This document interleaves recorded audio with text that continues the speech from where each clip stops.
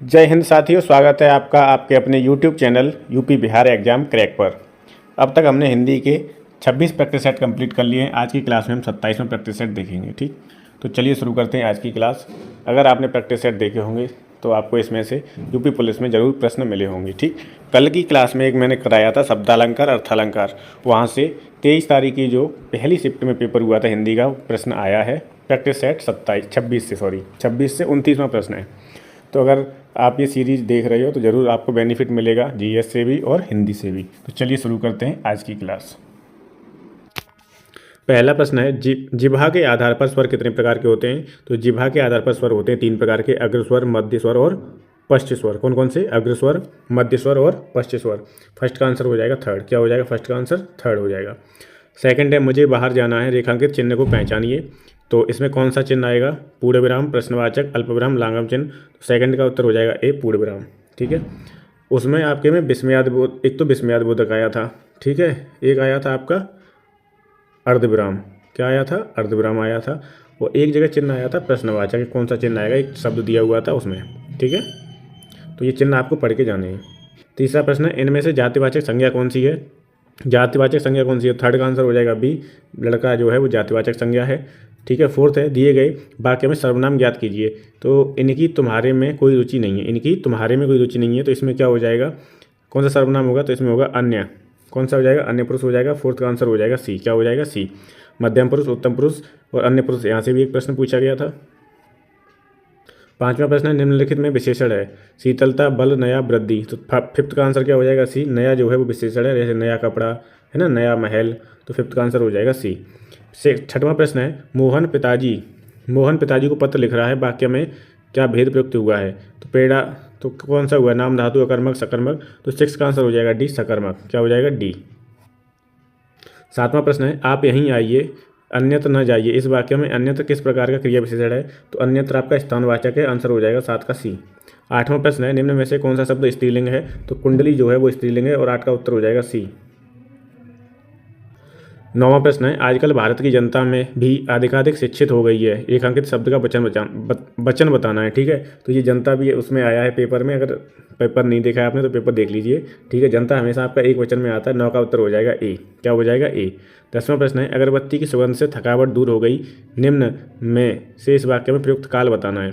तो 10 का उत्तर हो जाएगा बी, सामान्य भूतकाल। 10 का उत्तर क्या हो जाएगा? बी, सामान्य भूतकाल। 11वां प्रश्न है, सीता नहीं पढ़ती, इस वाक्य में वाच्य बताना है। तो इसमें आपका कृतवाच्य है और 11 का उत्तर हो जाएगा सी। 12वां प्रश्न है, मैं रात को देर से लौटूंगा, आप घर ही रहिएगा, आपसे टेलीफोन पर बात करूंगा। इनमें रात को का कारक है, मतलब कैसा कारक है रात को? तो कर्ता ने कर्म को, तो कर्म कारक हो जाएगा। 12 का उत्तर हो जाएगा ए। क्या हो जाएगा आंसर? 12 का ए। 13वां प्रश्न है, निम्न में से कौन सा शब्द तद्भव नहीं है? तद्भव नहीं है, कौन सा नहीं है? तो आदमी जो है वो तद्भव नहीं है। ठीक है, आदमी तद्भव नहीं है और 13 का उत्तर हो जाएगा बी।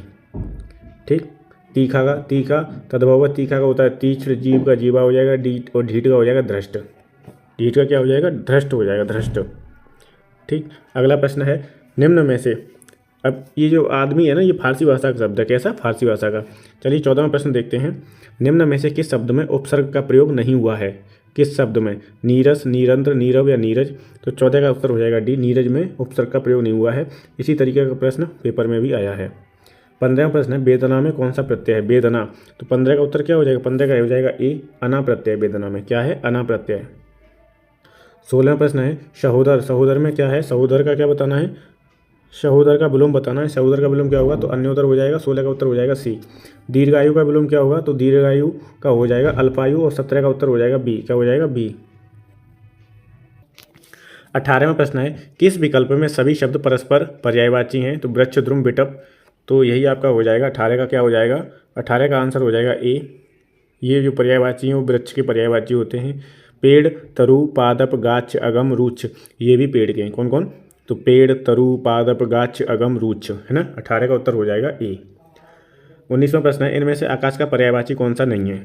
तो व्योम, अवनी, नव, अनंत। अवनी जो होता है वो पृथ्वी का होता है। तो 19 का करेक्ट आंसर हो जाएगा बी। क्या हो जाएगा? बी।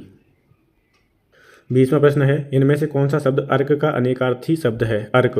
तो अर्क का कौन है? अर्क है इंद्र, और 20 का आंसर हो जाएगा ए। 21वां प्रश्न है, किस विकल्प में शब्द युग्म का अर्थभेद सही नहीं है? तो इसमें क्या हो जाएगा, बलि का होता है बलवान, क्या होता है बलि का बलवान, और बलि का होता है गाय। तो 21 का उत्तर हो जाएगा आपका ए। क्या हो जाएगा 21 का उत्तर, शब्द सॉरी गड़बड़ हो गया, ये बता रहा है शब्द अर्थभेद नहीं है, मतलब कौन सा गलत है। तो बलि का जो मतलब होता है वो होता है वीर। क्या होता है बलि का मतलब, इस बलि का मतलब हो जाएगा वीर, और बलि का मतलब होता है बलिदान। क्या होता है बलिदान, ठीक है। तो इसमें कौन सा शब्द सही नहीं है, ए सही नहीं है। बाकी नागर का नगर में रहने वाला, और नगर का हो जाएगा शहर। कुल का होता है वंश, और कुल का होता है नदी का किनारा। अनल का होता है अग्नि, और अनिल का होता है पवन। क्या होता है पवन। 22वां प्रश्न है, जो स्त्री सूर्य भी न देख सके उसके लिए क्या है। तो उसके लिए एक शब्द है असूर्यपश्या। क्या है असूर्यपश्या, आंसर हो जाएगा बी। 23वां प्रश्न है, उपनिवेश से संबंध हो जिसका, उसे क्या बोलेंगे। उपनिवेश से जिसका संबंध हो उसे बोलेंगे औपनिवेशिक बोलेंगे। और 23 का आंसर हो जाएगा बी। क्या हो जाएगा बी। 24वां प्रश्न है, हिमालय का सही संधि विच्छेद क्या हो जाएगा। तो हिमालय का हो जाएगा हिम धन आलय बराबर हिमालय। और 24 का आंसर हो जाएगा डी। क्या हो जाएगा डी। और हिमालय में पूछेगा कि कौन सी संधि है, तो इसमें दीर्घ स्वर संधि है, ठीक। बखूबी में कौन सा समास पाया जाता है। बखूबी में कौन सा समास होगा, तो इसमें हो जाएगा अव्ययीभाव समास। 25 का आंसर हो जाएगा ए। क्या हो जाएगा ए।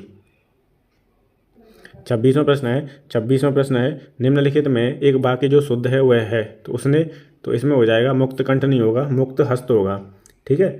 उसने मुक्त हस्त धन लुटाया। 26 का आंसर हो जाएगा बी। क्या हो जाएगा बी।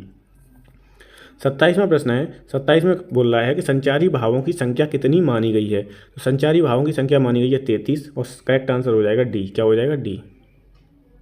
28वां प्रश्न है, मेरी भव बाधा हरो राधा नागर सोए, जातन की झाई परे श्याम हरित दुत होए। इसमें बताना है कौन सा छंद है। तो इसमें आपका दोहा छंद है, और 28 का आंसर हो जाएगा डी, ठीक है। दोहा के बारे में है कि ये एक अर्धसम्मात्रक छंद होता है, ठीक। पहले और तीसरे चरण में 13-13 मात्राएं, और दूसरे और 11 चरण में कितनी 11-11, दूसरे और चौथे चरण में 11-11 मात्राएं होती हैं। 29वां प्रश्न है, माला फेरत जुग भया फिरा न मन का फेर, कर का मन का डार दे मन का फेर।